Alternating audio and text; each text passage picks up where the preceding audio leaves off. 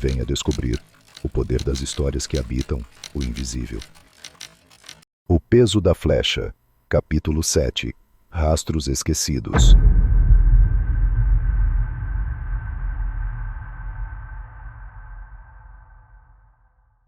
Com a confirmação da pronúncia pelo tribunal, o processo tomava novo rumo. Agora era definitivo.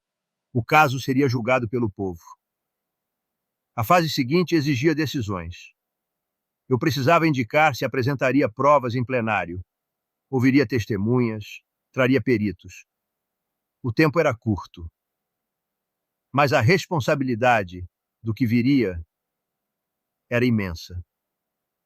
Foi nesse momento, talvez por coincidência, talvez não, que recebi a visita de 2 novos estagiários da faculdade.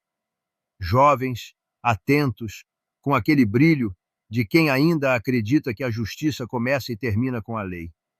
Ofereci café, puxei conversa, tentei me lembrar como era ter 20 anos e achar que as certezas podiam ser resumidas num código. Ao final da conversa, pedi que me acompanhassem numa pequena diligência. Não havia requisição formal, não constava nos autos, era só uma ideia, um gesto, um impulso. Fomos até o local do crime. Levei apenas um bloco de anotações, uma máquina fotográfica e a mente cansada. Ficamos ali por horas, observando, contornando a praça, imaginando trajetórias, linhando possibilidades com os olhos. Meu estagiário mais novo parou de andar, fixou os olhos num ponto específico. Apontou. Ele perguntou: "Ali, doutor, aquela janela. É o apartamento do acusado, não é?" Segui o dedo dele com o olhar. A janela de onde, segundo os laudos, poderia ter partido o disparo. A mesma que já figurava nos autos, nos croquis, nas simulações. Mas havia algo naquela hora, naquele ângulo de luz, naquele instante em que a cidade parecia em pausa, algo que eu nunca tinha realmente visto.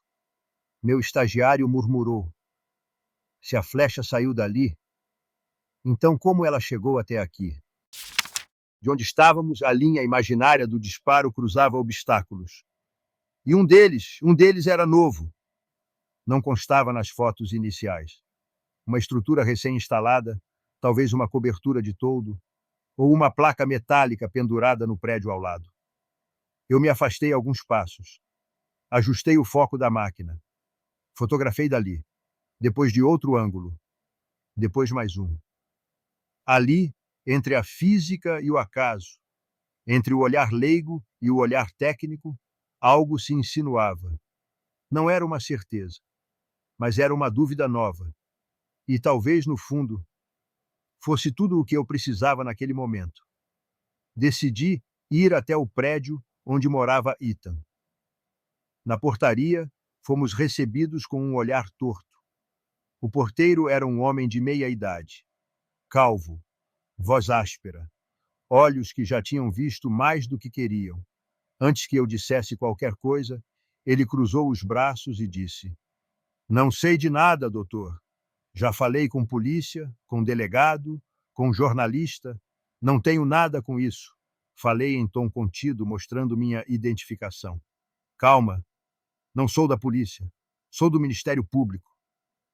Ele franziu a testa desconfiado. "Mas é quase a mesma coisa, né?" "Não, não é", respondi com leveza. "E não estamos aqui para prender ninguém. Só quero entender melhor o prédio, ver a estrutura, nada mais." Ele hesitou. Olhou para os estagiários, como quem mede os sapatos e os cadernos, tentando decidir se eram mesmo estagiários ou agentes disfarçados. E em tom quase agressivo disse: "Eu só abro o portão se vocês não forem mexer em nada, nem subir." Então assenti e disse: "Pode ficar tranquilo, nem queremos entrar no apartamento. Só preciso olhar do corredor, tirar umas fotos do lado de fora. 5 minutos." Ele resmungou algo inaudível, mas destravou a porta. Nos deixou entrar. com passos curtos e olhos atentos. Ali, no corredor do terceiro andar, voltado para a praça, a cena começou a se recompor na minha mente, como se o passado ainda pairasse suspenso no ar. Descemos em silêncio. No saguão, Manuel já parecia mais calmo. Resolvi mudar o tom. Falei sobre futebol, sobre o calor sufocante daquele verão, sobre o bairro. Então perguntei: as festas de fim de ano por aqui sempre trazem esse tumulto todo? Manuel respondeu com naturalidade: ah, sempre tem barulho, doutor. Muita bagunça. Esses meninos bebem, gritam, brigam. A polícia vive sendo chamada. Morador que não reclama é porque já se acostumou. Fiz outra pergunta. E o senhor conhecia o Ethan, morador do 302? Manuel respondeu sem hesitar. Conhecia sim. Estrangeiro, né? Ficava mais na dele. Morou aqui uns tempos. Saiu tem uns 2 ou 3 meses, acho. Continuei. E ele se dava bem com os moradores? Ele respondeu: não muito. Reclamava do barulho. Xingava os moleques que jogavam bola na praça. Já vi ele esbravejando com os meninos mais de uma vez. Tinha um jeito meio impaciente.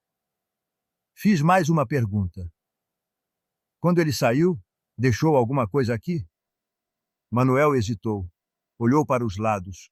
Depois fixou o olhar no chão. Então disse: correspondência não. Mas agora que o senhor perguntou, teve uma vez, pouco antes de ir embora, que ele me entregou um saco preto grande. Disse que era para jogar fora.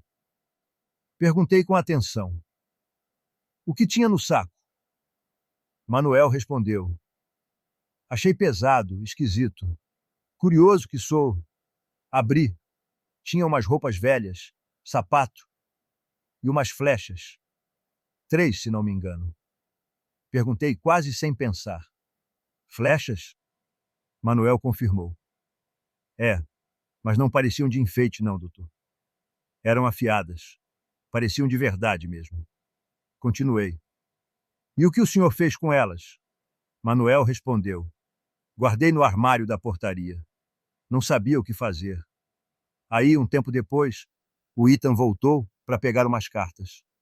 Perguntei o que fazer com o que tinha deixado. E ele respondeu, palavras dele: joga tudo fora, Manuel. Isso não serve para nada. Perguntei, um pouco mais direto: e o senhor jogou? Manuel confirmou: joguei, doutor, no lixo mesmo. Era um saco só. Eu só tinha aberto por curiosidade. Depois que ele mandou jogar, achei que era isso. Não pensei que poderia ter importância. Perguntei com cautela: o senhor se lembraria de repetir isso numa audiência? Manuel ficou nervoso. Respirou fundo, depois falou em tom tenso: doutor, eu não quero confusão, não. Sou um porteiro. Interrompi, com firmeza, mas também com cuidado. Ninguém quer complicar sua vida, Manuel. Só precisamos da sua verdade. Ela pode ser muito importante. Ele suspirou. Manuel, agora mais calmo, parecia se arrepender de ter falado tanto. Disse hesitante: doutor, olha, não quero confusão para o meu lado, não. Só falei porque vocês me pareceram gente séria. Mas se for para me chamar em tribunal, se for para me meter em encrenca, repeti, mantendo a calma. Fique tranquilo, Manuel. Ninguém quer complicar sua vida. Só precisamos garantir que tudo seja esclarecido. A justiça precisa ouvir o que o senhor viu. Só isso. Anotei os dados dele num canto do bloco. Nome completo. RG. Endereço. Ele fez menção de dizer mais alguma coisa, mas parou. Apenas assentiu com a cabeça, numa mistura de medo e resignação. Descemos em silêncio. Na rua, já com o sol se escondendo entre os prédios, meus estagiários pareciam ainda processar tudo. Um deles sussurrou: você viu o que ele falou? Respondi mais para mim mesmo do que para eles. Vi, e vamos usar isso. Paramos num banco da praça. Peguei o celular. Abri a agenda. Anotei um lembrete. Arrolar Manuel. Testemunha presencial indireta. Vínculo com o acusado. Relato sobre descarte. Era cedo para saber o alcance daquilo, mas era claro que mudava tudo. De volta ao gabinete, já no dia seguinte, redigi a manifestação. No prazo para a especificação das provas em plenário, comuniquei que pretendia arrolar Manuel da Silva, porteiro do edifício onde residia o acusado. Solicitar a oitiva de 2 testemunhas oculares previamente ouvidas na fase de inquérito. Levar as fotografias tiradas durante a diligência espontânea. E, se o juízo permitisse, exibir uma simulação visual da trajetória do disparo com base nos novos elementos técnicos. Assinei. Enviei. Mas não estávamos sozinhos nesse tabuleiro. A defesa também se moveu com precisão cirúrgica. Apresentaram uma lista robusta de testemunhas de caráter, professores, vizinhos, colegas de trabalho de Ethan. Os advogados requereram a presença dos peritos oficiais em plenário, com perguntas que claramente buscariam enfraquecer os laudos. Juntaram pareceres assinados por juristas renomados, sustentando que a tentativa com dolo eventual não se aplicava ao caso, que havia, no máximo, culpa. E ainda trouxeram um laudo pericial particular, assinado por um engenheiro forense, afirmando: não se pode descartar a hipótese de que o disparo tenha partido do apartamento vizinho ao de Ethan, localizado no mesmo andar e com visão semelhante da praça. Ali estava o jogo armado. Eles tinham discurso, tinham técnica, tinham prestígio. Mas agora, nós tínhamos Manuel, e talvez a dúvida certa no momento exato.